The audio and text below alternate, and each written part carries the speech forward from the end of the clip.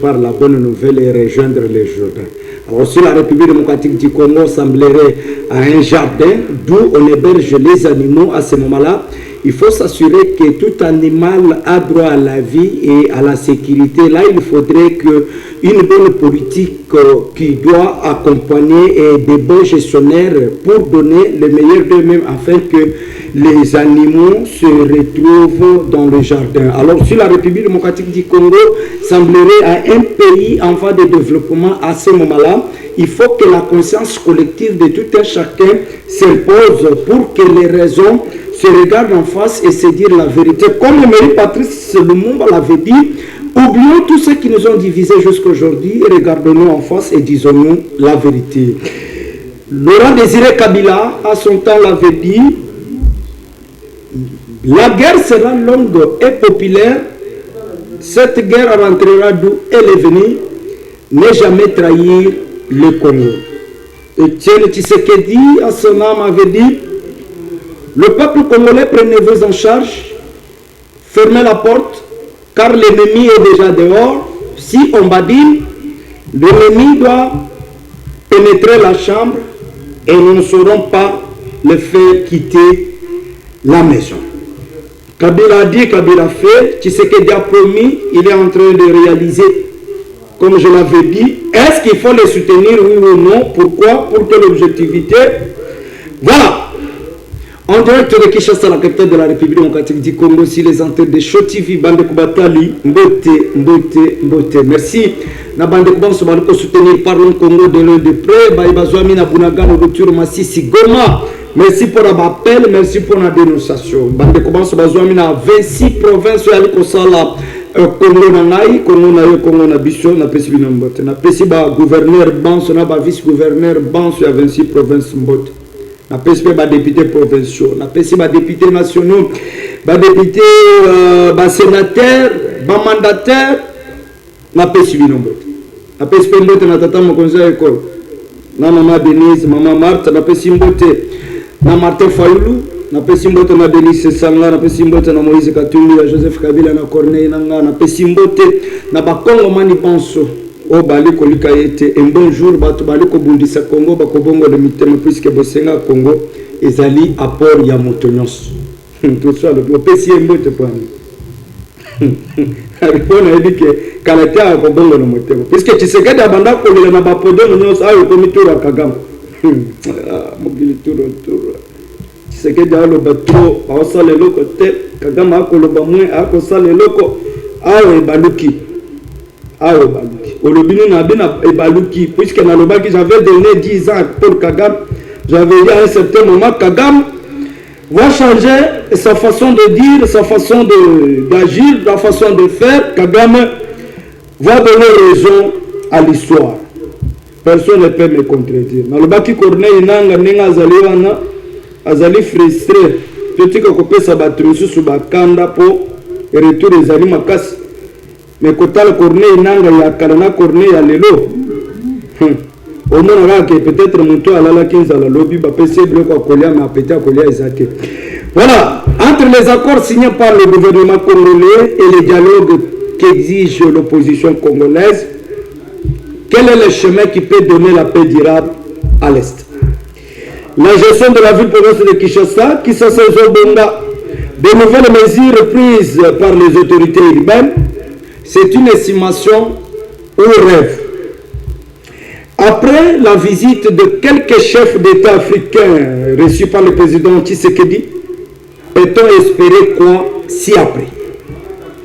Bandeko Batali. Numéro Zaliwana, Bokobenga Bokokomondenga Momesano, Tozali na Bandeko Mibale, ne nous tenez pas rigueur.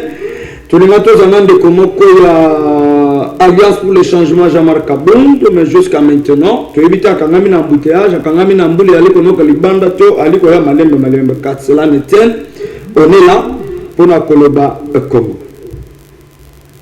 Moko aliko signé participation ya Liboso na Parlons Congo, tikoto djembe la yeto bake azali côté à peuple to, ali mopanzi ya, voilà, tokozonge la esima. On commence avec Claude. Cadre IRC, les chevronnés, il y a Abbès, il y a et même Boje Sankara, kangami babi ngolo ayo kanate kamera quand même abandon ningane mais et même je banda super soir l'Assemblée nationale wanyanya le bet Eliezer Tamba boti pe boy mala mote ndeko tumba ba kongomani nyonso topesi no mote et ABCP apesi no mote boyebi ete devoir na ye ezali ete mpona kosala mosala ya mboka na biso Congo ekoka kokende liboso nazali koloba ete bilenge biso bato tozali na gestion ya mboka toyebi ete tozali na fardeau na nsima na biso et mosala oyo ezali mpona yo mpona ngai poke tokoka komema rapport na biso na mboka na biso mpe tokoka kosunga Congo lolenge bani. Merci. Nani vekaza namonaki na image moko wana mama Chatir. Je salue le président. Viens pesa bato pesa ya bolingo. Je salue le président Vital Kamerhe Wakamingini et je salue notre maman Amida Checho Kamerhe. Maman Bobo, maman Malamu, maman Bobo.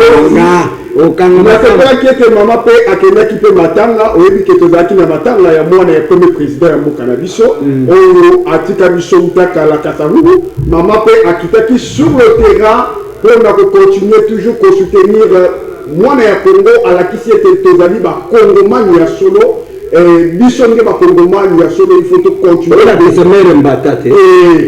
tika babiloko na yo wana merci mama Chatir na veka abisinga veka zongela na kopesa cours politique et de savoir ye mais balobi ke akozala candidat président na 2028 c'est ça walo lobby ya solo wana boko défier alliance na UDPS wana Congo notre beni c'est que moko ya MRC ya Jean-Pierre Mbemba bote pe boy mala bote na yo ndeko tumba mopanzi sango bote na bakongomani tout bazolanda biso na ndaku esike oyo bazana ba place territoire bakangi tout ça na pesi vino mbote ce que moi je vais commencer c'est étant que jeune on fait la politique autrement, on fait la gestion de la politique, on fait en sorte que l'alternance générationnelle puisse avoir le lien. Parce que c'est Congo, c'est nous qui vont hériter de ça demain. C'est ça vraiment l'essentiel que nous sommes venus ici, donner les pistes et des solutions à tout ce qui nous dirige dans les institutions, des animateurs, des hauts cadres du pays. Et nous tenons fort qu'avec ces combats que le président de la République est en train de faire, ça commence à démontrer que l'accord, aujourd'hui on a signé l'accord et tout, ça démontre un peu l'essentiel et la volonté de faire autrement la politique, tandis que dans les 18 ans, on a fait autre chose. Merci.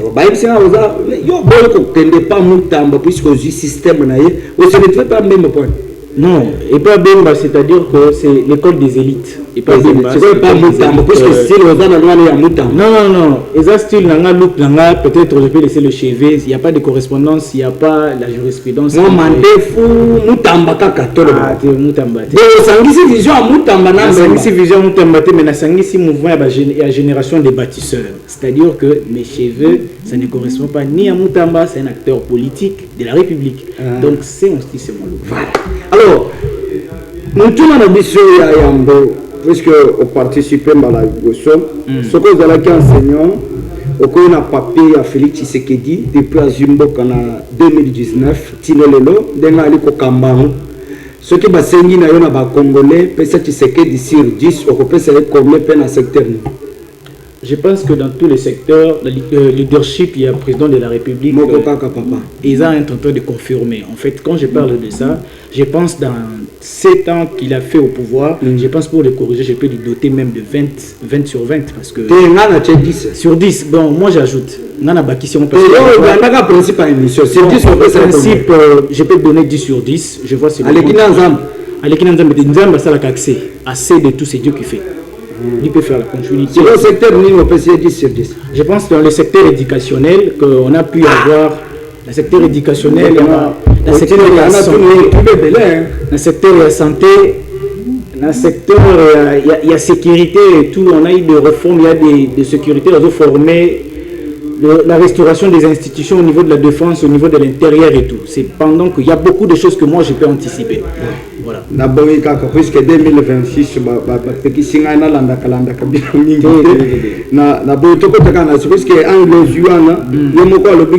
ne sera pas content qu'il soit appelé président de la République, ce qui est côté na ST. Donc, voilà. Jusqu'à maintenant, tellement que qui est côté na ST, tu es président.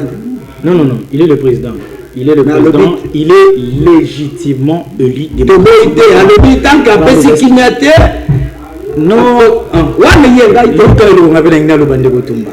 C'est-à-dire quoi? Il est le président de la République. On installe le président de la République par la voie de la voie électorale. Il est président. Mais pour la plus que Black secteur, il y a sécurité. Il y a tellement que le bac que ce qui qui vient à ST à cause de la présidente. Qui met au quota. Vous avez trouvé que dans le niveau Ovira, ennemi bayaki bazongi na volonté na bango to c'est-à-dire de management, le pouvoir délégatif au tokende ko signer mikanda na États-Unis. Cependant en ce moment les batana va se retirer vu qu'il y a des processus à dialogue. Donc va se retirer qui na pression ya armée congolaise va se retirer qui na pression parce que c'est la diplomatie. De boy que batebele ba kufa et tout, c'est la diplomatie que nous on fait. Je crois que na niveau la président de la République avec la diplomatie, on doit applaudir ça parce qu'on a affranchi les lignes qu'on ne devait pas affranchir pendant 18 ans. Diplomatie agissante ou glissante? C'est agissante, ça monte en fait. C'est aujourd'hui qu'on a qualifié le par rapport aux Nations Unies, on qualifie le lot que c'est le Rwanda qui agresse les Congolais. C'est par rapport à ça. Au-delà, il y a que c'est le Rwanda qui agresse la République démocratique du Congo, c'est connu de tous. Voilà.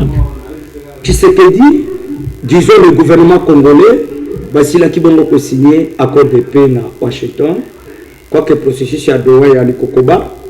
Mais juste après, Kagame dit que tout ce qui se passe na kokata o bakata mabele na Afrique entre Congo et Rwanda, il paraîtrait que mabele ya Rwanda et se retrouve na Congo. Bato bakata mabele selon Paul Kagame. À venir, il y a encore un ligne, puisqu'il y a un Kosenga à tout prix. Bazon qui se mabele au bateau, on a bakata mabe, baïba mabela bateau. Un moment, il faut éviter de saluer la mémoire des Congolais qui sont morts en fait. Si je reviens rapidement à rapport Salamaki dans le Parlement européen, vous avez vu comment est-ce qu'on constatait que Bissonne Rwanda des anabateurs au façon que c'est le Congo et pas ça. Mais Bissonne le banc mais yenda à lobby. Non, c'est-à-dire qu'il peut se plébisciter parce que tu vois un peu l'ennemi qui vient piller les ressources naturelles que Nzambo a pesi biso. C'est-à-dire que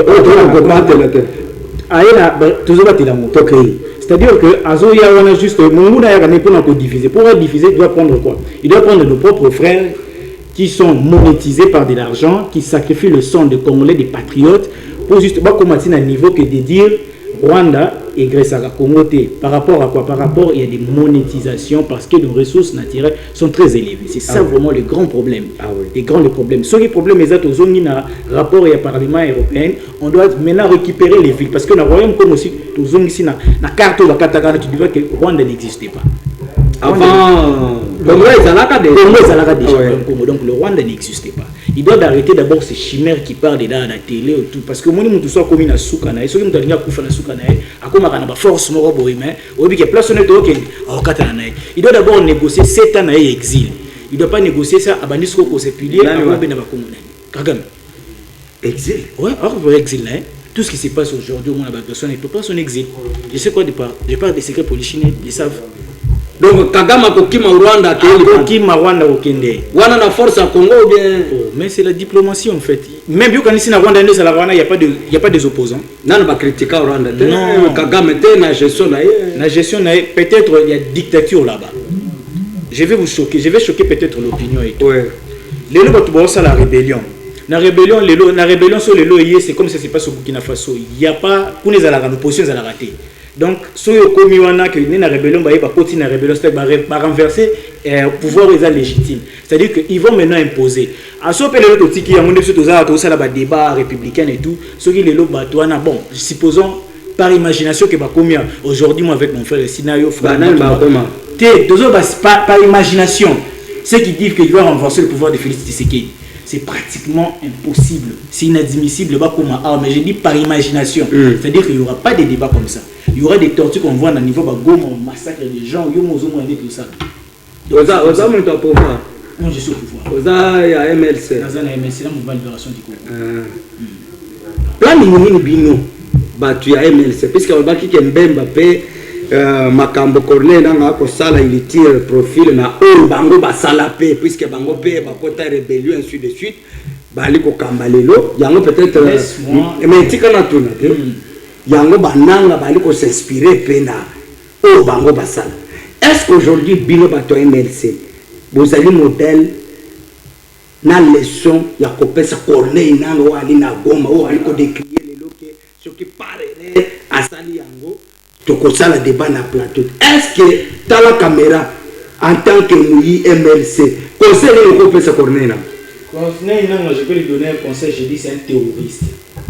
Si aujourd'hui les MLC a touché les armes, ce n'était pas pour tuer ses propres frères, jamais. Les MLC a fait le combat légitime. Les Kabila sont venus renverser le pouvoir qui était légal, il y a Mobutu. Bemba Kotina a quelque bunda parce que ayeba qui carte la bande basala qui fallait baya d'ambo na biso moko ba comme ça sous esclave na pays moko Afrique ba coloniser biso. Les Bemba azwa ki mando ki wana pona ko bengana pouvoir aux alaki illégitime. Par rapport à pouvoir illégitime, je parle à Kabila les pères qui va renverser na Kabila fils à ayeba boulier. C'est-à-dire ça démontre quoi? Mbio Mutozaki na 18 ans. Babomi papa Nao étant que président de la République jusqu'à quitter le pouvoir que Eba Kolandé que Mutaboma Kaiseki Bayebate. Parce que Bemba Simara Mando qui était que quoi bon va Congolais ayaki ne pas remplacer système au Bayaki na Bemba Monaki déjà. Va instaurer biso na mboka na biso notre esclave. C'est ça maintenant le problème. Merci. Quand on conseil parce qu'on est un terroriste Bemba Simara Mando qui atika ni jamais na mboka au chef d'état-major rwandais. Merci. Alors, nous tournons à Souka, les amours curiosité, na senga qui nous MLC na tuna.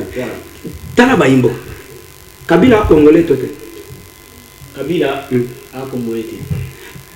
Na 1+4 Mbemba zalakana. Azala vice-président. Comment un vice-président peut se retrouver un Congolais mais Ali à Dieu, il y a mon temps à Congolais. Comment il se sentait? Je te dis c'était la pression étrangère. Merci. Force étrangère. Merci. Voilà. Merci. C'est la force étrangère. Problème. C'est-à-dire que la force étrangère, on les a imposés, collaborer ensemble. C'est pendant la combat. Donc, même pas Congolais, mais on dit quand même la pression est de bande. C'est-à-dire qu'aujourd'hui, tout ça là, qui est belé. Aujourd'hui, constitution, elle est là où la constitution. La première élection, c'est la Manamboka, on a 2006 transparente. C'est quand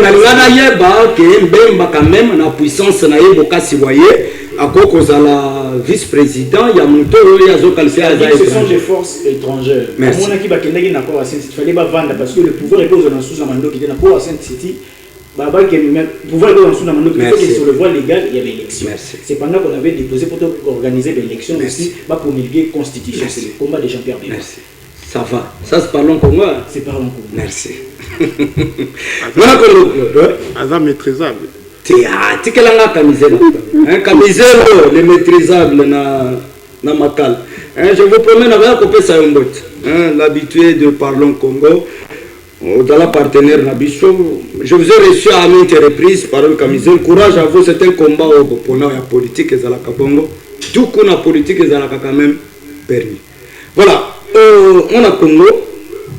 INC IDOPES depuis Genève, Boyokana Kebo Kambamboka.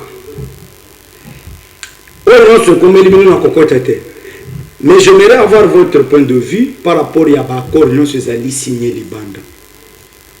Diplomatie agissante à Tatamokoza Ekolo, tu sais que dit à transformer Congo, Allemagne d'Afrique, Zale Kosila, Kofute le Kosila, Tokokota Lola, problème. Mais Kagame au-delà de tout, problème est à ma belle. La politique sécuritaire na bino, UNCI de PES, puisque vous avez une coalition, est-ce que vous pensez que Nabitumba Oyo Bokolonga? Merci Ndeko Tumba. Biso autant que UNC, Biso autant que Bilenge, il y a ville à Kinshasa. Na point de vue nanga, ils ont dépend de la partité. Mais je parle de moi. qui est ici sur plateau. Na présenter le Ok. INC. S'il vous plaît. Question il faut que banaka vérité. Ok. Ici, je vais parler en tant que citoyen. Ndekonabiso, président de la République, Félix Tshisekedi, Azwakaki soutient et moi Mboka Vital Kamerhe Wakaningi à 100%. Et loko et bomi Mboka Nabiso ezanini ba dongolo miso baye bakendaka kosala songi. Le camarade Vital Kamerhe, il le disait toujours au perchoir. Bino batu bozalaka censé akokende kolobaka na nsima mokonzi mboka oyo na lobité. C'est ça qui a fait que aujourd'hui tokoka ko vivre babiloko tozo vivre. Moi je me dis aujourd'hui je suis conseiller du président de la République. Sans salaire, sans s'il vous plaît. Aujourd'hui je suis conseiller du président de la République, mais je dois donner des conseils qui doivent aider notre pays. Je dois vraiment produire des choses vraiment valables. Hein? Mais on a le conseiller président de la République qui se retrouve avec des rebelles. Je me pose la question donc tu le sais. Tu es journaliste, s'il te plaît. Tu es journaliste. Moi, je le dis très bien. Basili na noté mokonzi mboka. Baza ebele ya. Baza na biso na la benga kango union sacrée, j'appelle ça union sucrée. Union sucrée. Union sucrée, s'il vous plaît. Je suis de l'UNC, moi j'appelle ça l'union sucrée. Comment ça? Oui, moi. C'est ça, c'est l'union sucrée. Moi, je le dis, moi, je donne mon point de vue. Allez-y. Je ne donne pas le point de vue en tant que membre du parti. Non. Si je le dis pourquoi, président de la République, il le sait très bien, président Vital Kamerhe Azalaki na moins pas si, président Vital Kamerhe a Kendekine na ma compagne, président Vital Kamerhe, il était toujours là pour soutenir le président de la République et pour donner des réformes de la République. On a un problème dans notre gestion de la République, c'est l'état gendarme. On n'a pas l'état gendarme dans notre pays. C'est ça qui tue l'administration de notre pays. Moi, je condamne même ceux qui sont les gouverneurs de ce pays. Moi, je le condamne. Ils ont le devoir aussi envers les citoyens congolais. Oui, les citoyens ont un devoir envers la République, le respect des textes, et la République a aussi un devoir envers les citoyens. C'est ça qui doit ramener un rapport support. Mais notre pays, ce n'est pas ça. Je mérite de le dire aujourd'hui. L'erreur administrative. Moi, je condamne Boumba avec sa gestion. Je te le dis, non, je te le dis, ça me fait mal. Un document administratif, on commet l'erreur administrative, je dois payer 20 000 francs. Ce n'est pas normal, ça. Ce n'est pas normal. Je te le dis, s'il te plaît, je reviens à mon étang. S'il te plaît, je reviens à mon étang. Pour te dire que le président de la République a besoin du camarade Vital Kamerhe auprès de lui. Et le président de la République, j'aimerais lui dire la vérité, il doit aussi écouter son frère. S'il vous plaît, moi je produis au moins mon conseil en tant que citoyen. Naïbité. Wana mutuna wana soko tuninga na koyebiso naïbité. Yemoko azali garant ya ba institution, yemoko azali garant ya mboka na biso. Claude, comment que okimi mutuna na? Mutuna ngaiza boye. Oui. Binonde obenga union sacrée, union secrète, talinga ite binonde bomela kamiele kuna. Avenir ya accord au tata mo gouvernement congolais signé na régime na bino union sacrée. Kagama lobi ke problème ezanyo so wana te ali mabele. Bitumba oyo kolonga mona zelani. On peut causer la congolais. Non. Azo convié Congo. Kagame aza congolais. Minéré to ko. Akoti kala pe causer la congolais. Problème où ezali nini ezali ba congolais ya mauvaise qualité. Oui, ba congolais y a discrimination. Balvate Kamerhe na projet 100 jours. S'il te plaît, non, il faut kokata kaba omoni makila soki ezo bima, il faut ba kata place wana ba tia ngo soa eloko zo loba. Parce que j'aimerais te dire que Kamere c'est un Congolais de bonne qualité. De bonne qualité. Pourquoi projet 100 jours, ce qu'on a posé un projet à 100 jours, na kotu na yo na kisanga eloko moko sous de mouton moko na Congo et tikalama ko sala maté rapidement acheté. Pour te dire que Kamere c'est un homme honnête, correct et sérieux. Lui-même, le président des institutions, il a reconnu. Donc pour chuter, pour dire que Vital Kamere c'est un homme qui doit travailler pour la République et qui a déjà travaillé pour la République. J'aimerais te dire que tous en a posé la bibliothèque où ils en ont vivante. Parce que nous connaissons la terre, tout qu'on connaît la terre.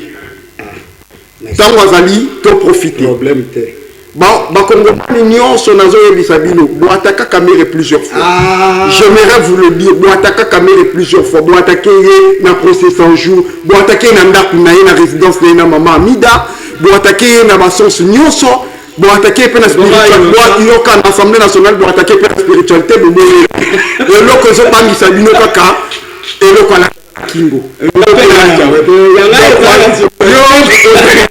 Merci.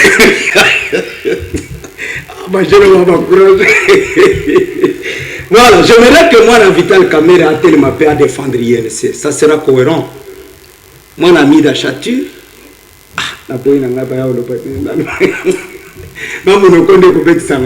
Pardon. Vital Kamere à défendre INC de Bajeno Baliko défendre. Didier Kamera parti, un cadre du parti, ce qu'on dit bongo tobogi. Mais là le belayo yo pose milo be. Didier Kamera zana parti. Problème te. Là je peux moi na maman Chature à le pays INC puisque bango bazo bénéficier avantage non sur INC mais bino quand même. Wanoko aussi. Mais j'appelle ça l'union secrète parce qu'il y a des gens de mauvaise qualité. Je le dis. MLC Nakati. Par partie union sur le bazar, yoka ce qu'on a dit.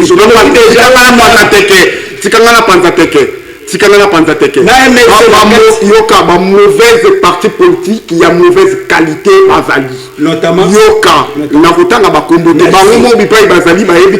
mauvaise qualité. Merci. Si je le dis pourquoi, parce que Memaka qui songi. Mais ceux qui t'ont dit que Namboka et Zana qui songi. Merci. Amour. Bayoki. Bolingo Yambebo. Bayoki. Nanité Maté. Je crois qu'on rebondit dans la Bible, na kati ya parti on a évité ceux qui aiment ça na kati mais il y a bien na ekotanga le bike na kati wana ba parti moko ya songi ba kendo na songi ce quoi pied moko ndaye. Alors parlons de cette question de la ville provinciale de Kinshasa. Kinshasa est job avec Daniel. De l'autre côté 3000 personnes ont balancé dans Zela pour contrôler Mikanda ya Mechoka. Mais tu connais ce que ça en ordre, peut-être ils ont un mécanisme pour puisqu'embouteillage quand même diminue à terme. Alors, est-ce que le programme budgétaire il y a 2026, l'Assemblée provinciale, la gouvernorat, est-ce que Bandekouana va faire un moyen? Et puis le mécanisme où ville est Bandekouana va faire l'Assemblée provinciale na bureau ya Daniel, qui est fait amitié un paiement. Merci beaucoup, cher Toumba. Laisse-moi un peu parler. Je reviens sur mon frère quand il parle de l'union sacrée, l'union secrète et tout, consort et tout ce qu'il peut dire et tout. Mais moi, je vais te confirmer aussi à la télé, et je parle au Congolais. Nous, au niveau du MLC, nous avons une ligne directrice. La ligne directrice, c'est-à-dire quoi? C'est la vision du président de la République. Et la vision, ça marche de pair avec nous, il y a la cohérence. Alors, donc on voit notre vision, le président de la République veut que les Congolais se sentent très bien, se sentent en sécurité, se sentent qu'ils fassent tout comme le droit nous permet, le droit privé nous permet sur l'objectif et les subjectifs. C'est-à-dire l'objectif, c'est ce que l'État a doté comme des éléments prohibitifs qui interdit de voler des subjectifs, c'est-à-dire qu'on doit faire de chaînes, on peut dire débattre, prier et tout vendre. C'est ça le problème que moi je vais dire. Nous, au MLC, on n'a pas d'autres partis politiques, mais nous sommes lignés sur la vision du président de la République étant une ligne directrice de MLC. c'est-à-dire l'intégrité de la République, protéger les Congolais, protéger l'intégrité, garantir la vie de tous citoyens de la République. Voilà, si je veux revenir sur la ville de Kinshasa, je vais interpeller le gouverneur de la ville. Je peux beau dire ceci, la ville n'est pas gérée par des campagnes. La ville n'est pas gérée en campagne. C'est-à-dire que l'évangélisation, coup de pointe, les noms. Bon, je donne le piste des solutions parce que l'homme est doté du cerveau pour produire des solutions. Allez-y. C'est comme ça. Alors quand vous parlez que Nalanda qui va prier à tarifaire, Nathalie j'ai posé des questions. Nasala qui un peu analyse dans rapport au BAPESA qui na la Banque mondiale, étant que Congolais a survécu à moins de $3. Moins d'$1 Moins de $3, c'est-à-dire que ça peut être $2 ou 1,5. De tout à moins d'$1. Moins d'1. Ces Congolais cherchent à lire à Yango, paix, bazana ma famille. Yo boye ko pesa biso ba montant mo boza très exorbitant. Bien, to boité. Mon soloro basala kabanzela, c'est gouvernement central ndapesa Yango. C'est ça non? Alors, ce que vous avez bien sûr, imaginez qu'il y a contrôle technique. Contrôle technique, c'était dans les 200 et quelques de villes. Ce n'est pas pour arranger les villes. Est-ce que ça le contrôle? Voilà. Après, ça va document. Bon, ça le contrôle en haute. Parce que les mal maintenant, c'est quoi? Il n'y a pas de route. Peut-être qu'il y a d'autres routes au gouvernement provincial déjà pour ça, parce que nous sommes en habité à la route nationale, le gouvernement national. Alors, en ce moment, il faut paralyser déjà sur le secteur et le transport, c'est-à-dire qu'il faut paralyser tout le côté de l'investissement. Ah ouais. Alors, ce que moi je vais dire que dans le marché, ce que vous avez dit, au Tchad, vous avez bien, au Tchad, il y a $100 dans le marché. Vous avez la qualité, mais vous avez la batterie, tu vois un peu. Vous avez la qualité, mais ce que vous avez $20 aujourd'hui, tout cas, $20 sur 100 véhicules. Vous voyez que ça combien? On peut pas parler, je n'ai pas de taxe sur la foutaie. Bon, j'ai d'autres ça n'a pas si on va congolais va s'expliquer. Sauf que net va montant exorbitant. Je t'ai dit que les Congolais vont survivre à moins d'$1. Comment est-ce qu'ils vont payer ça? C'est-à-dire vous paralysez même ceux qui veulent faire les transports aériens, via les alanios sont là. Au moins qui comme dans le secteur. Jean-Pierre Mbemba a évité que paralyser le secteur. C'est-à-dire que l'habilité, il faut savoir les prérogatives aux autres correspondent dans le ministère et comme fait dans l'institution. Le président Jean-Pierre Mbemba, à ce niveau national, à niveau provincial, c'est l'autorité urbaine avec le gouvernement provincial. Mais il va travailler en collaboration. C'est en collaboration. Il peut même dire, c'est pas non, j'ai dit, il faut revenir. C'est pas Mbemba qui fait des contrôles, c'est la ville. Déjà, quand on a un contrôle, on doit revenir maintenant sur ça. On ne doit pas venir ici. Oui, c'est la campagne qui on voit le contraire. Il y a l'insécurité et tout. Alors, cependant, moi je me pose des questions. C'est maintenant que c'est lui à revoir. Cependant, je lui ai donné des pistes de solutions. S'il y a moyen, à qui ça peut réduire, peut-être on a $20. Peut-être tout circuler bien. Il y a moins de ça que tout on a $20. $20, le montant va tuer, le tarif va tuer.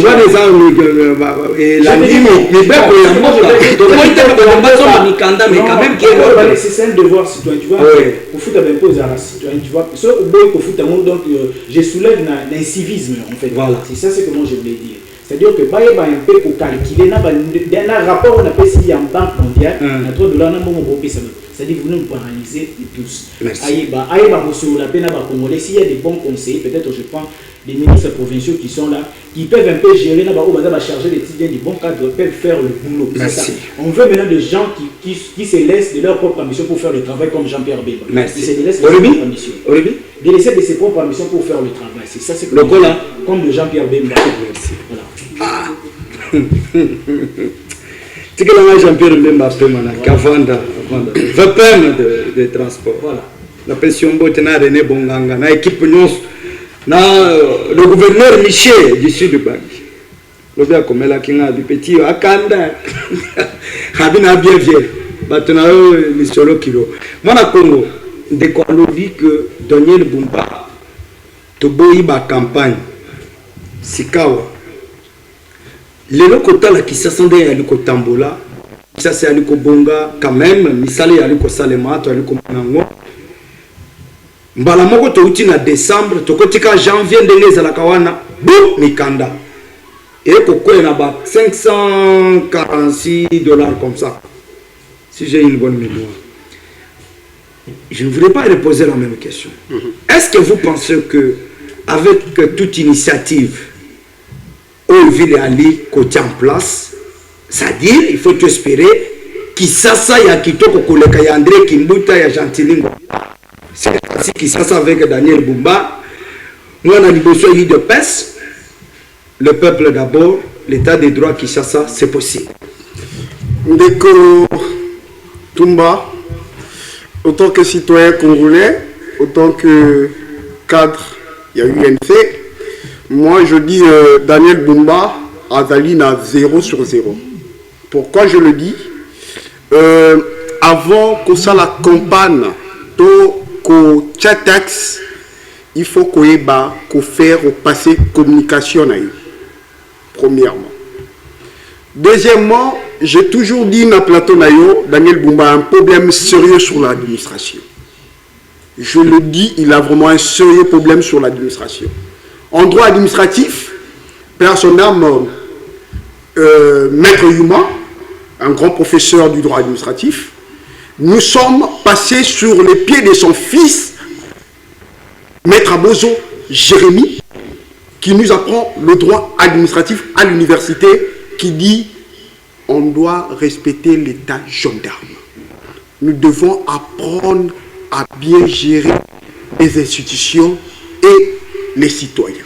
S'il vous plaît, s'il vous plaît. Tant que le bas qui n'a pas de papier, ça a été finga qui mais les lots, ils ont toujours chaotique. C'est notre fils de la maison qui continue le travail que papa a laissé.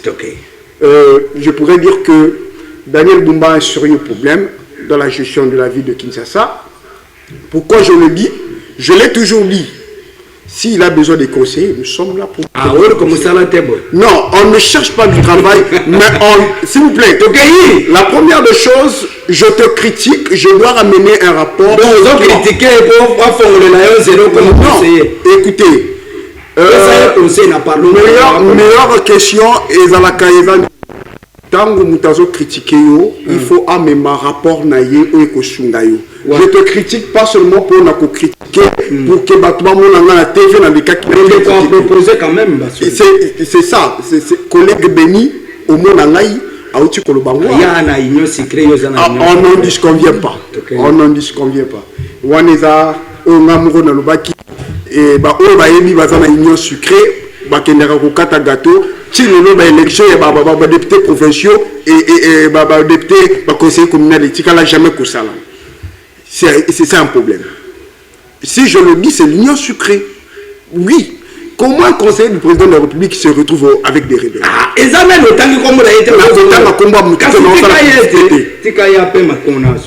Vous voyez un peu, la gestion de la République a besoin qu'on puisse ramener quelque chose qui va aider la République. La République a vraiment besoin de nous, des jeunes. Quand on vient dans la gestion, on ne vient pas pour chercher des véhicules, on ne vient pas pour chercher des maisons, mais nous venons pour travailler, pour gagner le gain de cause que nous-mêmes nous allons prendre en charge. Ce qui est Ndekobumba Fandiawa, Ngana Fandiawa, na otourné kam tout même citoyen. Qu'est-ce que l'autre est l'Assemblée gouvernement oui place à ça Yoka, je pense Nazana. Nana que nous copengele na ya ko ni débat on a la chance. Na nyana bi Michel le roman comme na bote na kata veste na si. Et là on a nyana tout na Bumba. Biso nyoso ta citoyen congolais. Yé a fouti mon solo naé pour que ajoba document nyos. Parce que azali ko travail. Ouais. Bandeko oyo to uti na mois de décembre. Janvier à la Kambutumbutu. Toye bakake ligne budgétaire et ça la macan entre avril, premier trimestre, ndenge et ça la macan parce que va voter que déjà budget. Ouais. Il faut que ba récolter mon wana ya budget et koka pour que ba ça la projet au yezali prévu en 2026. Ouais. Mais système oyo budgétaire oyo bango ba yenango, moi je déplore sur ça. Je déplore. Pourquoi ils ne savent pas, premièrement, faire passer leur communication. Ils ne savent pas dialoguer avec la population. Puisque vous avez parlé des lignes budgétaires, j'aimerais savoir, au-delà de Moussala Bandekouan, Nabaliko Sala sur le terrain, Moutouna Isaya Koyeba, bapuiser bango na kati ya ministère ya transport bazali déjà baagent ou bien baza baagent oyo bazwi libanda baleki na formation, mais comment est-ce qu'ils seront rémunérés chaque fin du mois? Tozali na gouvernement provincial te travaillera pe na Bumbate pour en a répondu encore. S'il vous plaît, je ne pourrais pas défendre quelqu'un qui ne travaille pas. Merci. Et qui je le dis très bien, et Soki Bazui André Kimbuta, Bazui Bumba, Bazui Jantiningo Bilambaka, ba moyen ba pesi Bumba et l'équipe même ba oyo ba pesa ki bandeko wana. Mais ba ça le message. S'il vous plaît, Yoka ndeko André Kimbuta. Oyebi système né à Salaka pour que a organisé recette à ville à Kinshasa. Et là que ça sera plus important que le rappeler conseil Baninga. C'est ça un problème de leader. S'il te plaît, c'est un problème de leader. Vous prenez plus, s'il vous plaît, vous prenez plus l'exemple Yabandeko Bakamba ville province de Kinshasa. Oui. Si vous qu'on soit sincère là-dessus. Oui. Ce qui Kimbuta na Jantiningo Bila. Oui. Bakamba qui ville ndenge sengeli badote ville bazela. Balinga bazonga la banzela les dotés. S'il vous plaît, ce qui m'a doté qui ville na ba essence esengeli peut-être bomba linga kele na eloko mususu. Ce qui m'a meka qui kotia système moko ya kolongola ka ba salité na ba caniveau peut-être bomba puisque vous prenez l'exemple ya bateau baleka. Mais quelle a été leur gestion pour que les citoyens congolais ont aussi une responsabilité dans la gestion de la République. Merci. S'il te plaît, nazo répondu yo. Kongomani ayebi na tango mvula kozwa salité bo soto na ndaku na ye. Ko bimelo ko ko bwaka na kanifu. S'il te plaît. Yoka te maza koloba. Je parle en général. Merci. Je ne parle pas UNC, merci. Je ne parle pas MLC, merci. Je ne parle pas UDPS, merci. Mais je parle de Congolais. Bazali pe na charge ya responsabilité. Merci. Yoka mibale.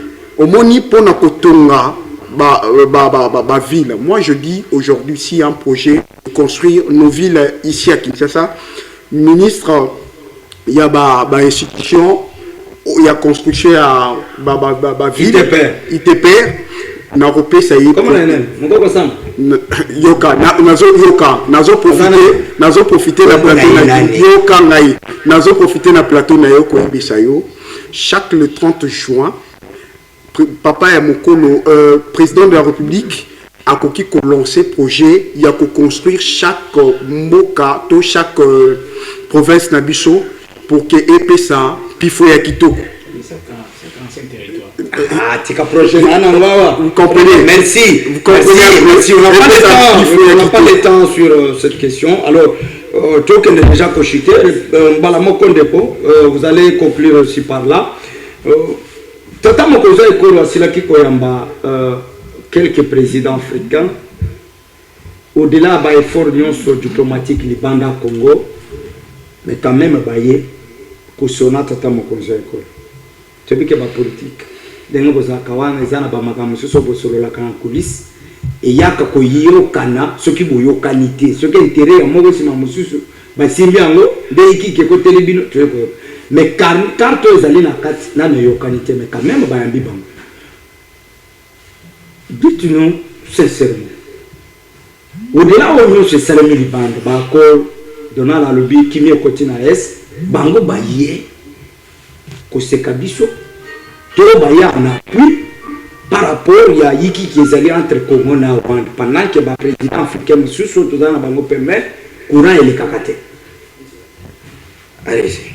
Alors, merci beaucoup pour la question. Si moi je vais insister là-dessus, pour mon visitation, il y a le président africain qui a c'est-à-dire que les là, bateau Basalaki, Liboso, bas une expérience que les Ghana bino bossa la photo, beaucoup corriger l'erreur na bango, parce que faille que bango Zalaki, bango pe bagoya pour vous expliquer comment est-ce que les choses ça s'efface. Alors moi j'en souhaite que le président de la République, qui lui-même assassiné à dire que dialogue est là. Je pense que le président africain qui va doter un peu des solutions, un peu comment est-ce qu'il doit gérer la République face à une pression où ils allaient persister pendant 30 ans. justement pousser biso. Oui, la panda il est pas congolais. Ah oui, puis ça n'est pas tant ça. Bon, le problème c'est pas, le problème c'est d'abord nous, l'interne, hein. Le problème c'est nous l'interne et tout. On veut avoir le pouvoir à tout prix. Mais moi j'en souhaiterais ceux qui baillent dans la piste à Malam ou Bassala. Mais ce que moi je peux dire au président de la République, je le regarde directement à la télé. Bako Pesangata, exemple, moi on est au Vandiawa, depuis Bassala dialogue ni de monde ça développement durable de l'Amboka.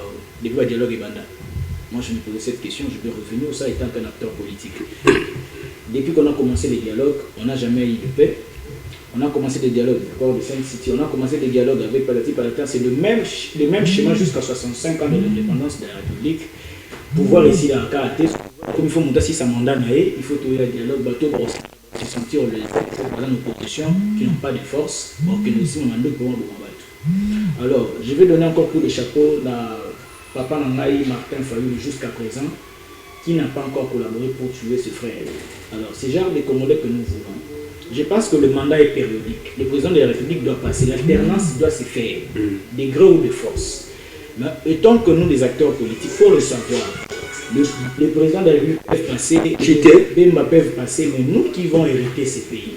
Pour hériter ces pays, il faut avoir le sens de temps, le sens pris de temps pour diriger ces pays. Dans ces cas... Votre dernier mot rapidement. Dernier mot rapidement, puisqu'on n'a pas encore de temps.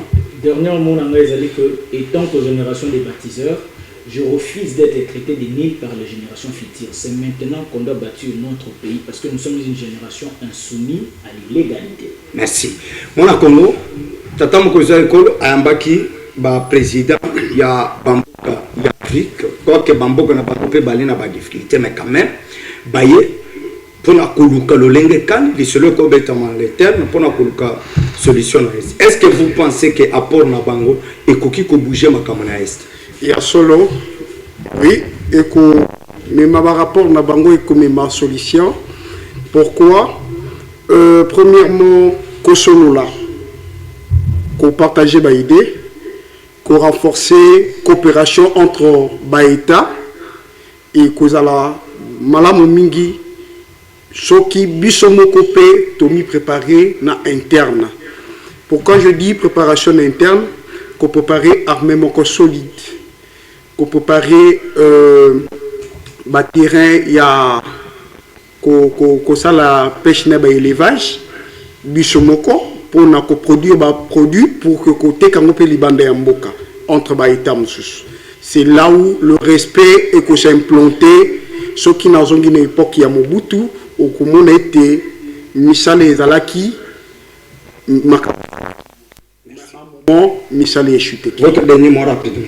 Dernier mot, je dis au président de la République un grand merci de travailler pour la République et je dis aussi un grand merci à mon épouse Rose Matondo. Merci beaucoup, merci na bande comment so balandi biso mokoromo lelo to ambaki mwana Congo maître Béni Moko ya MLC ya Jean-Pierre Bemba et puis Claude Moko ya UNC ya Vital Kamere et le mwana bangonde to solole mai matali Congo ma bilili to zaki na mwana Congo Jonathan et Arnold, émission réalisée par Aimé Bidoya, le passeur des techniciens à Show TV. Ce que monsieur Azali, peut-être l'ingénieur William Andé Azali en téléchargement comme passeur, mais au stade actuel, tout ça qu'on a passé Moko Aimé. Alors, sous le contrôle, il y a Cordo DTH Kabenge. Critique et remarque, soumission, Nandaku, couloir des Aliwana, numéro des Aliwana Botinda, puisque tous Aliwana Pona Kobongis. Rediffusion émission, nous commençons à partir de minuit sur Show TV. Oui, Tikalinga Ina Bino, ils allaient à Kotala Nambozo, Nambozo, c'est la vérité. Mais là, comme ici, Isaac, Baïbali Kolobake, catholique, allé sous l'église au milieu du village était. Apparemment, il faut qu'on puisse abattre sous ces régions, puisque l'animateur, il y a à un certain moment, la sortie médiatique, la colobateur qu'ils ont raté, mais ils allaient couper sa passe. Pourquoi ils allaient couper sa passe? Si on n'aime pas Tshisekedi, je l'ai toujours dit ici, Nous ne pouvons pas résumer l'agression rwandaise à la personne de Félix Tshisekedi, puisqu'on sait que Tshisekedi passera.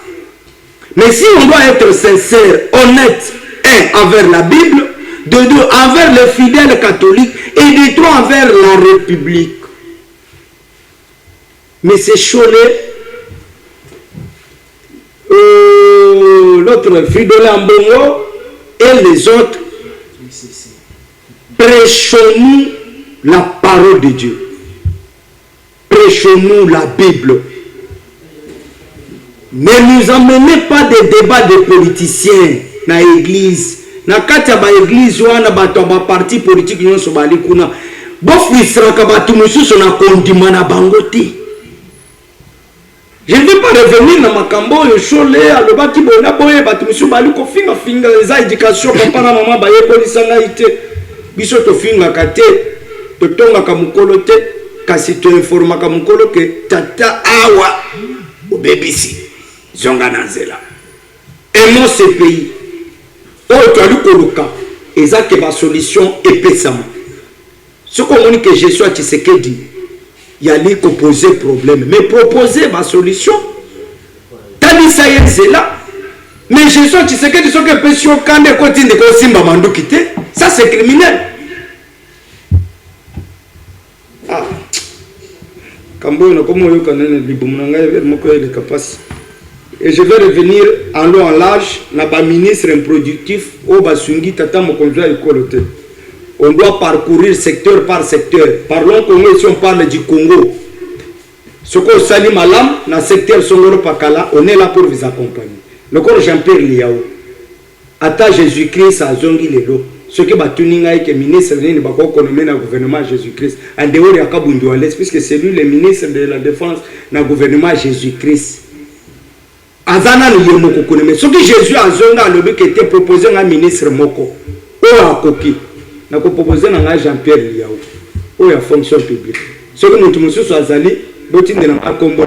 Mais le reste ya ba ministre to koko tangozo na ngonzo na ba gouverneur totali sana incompétence. Bande konanga. Masolo na couloir. O etikali Zamba Kabundi Wales azal partage na biso Zamba centre de réveil spirituel à conduire biso bon sommet à Congo et Talika biso.